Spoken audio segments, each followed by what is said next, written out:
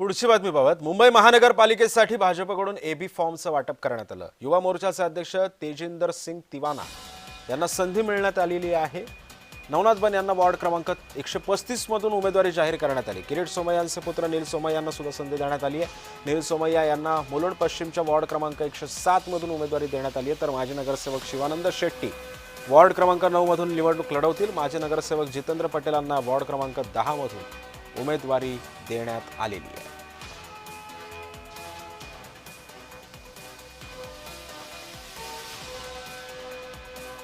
त्यामुळे भाजपने सुद्धा अनेक मातब्बर चेहऱ्यांना उमेदवारी दिलेली आहे।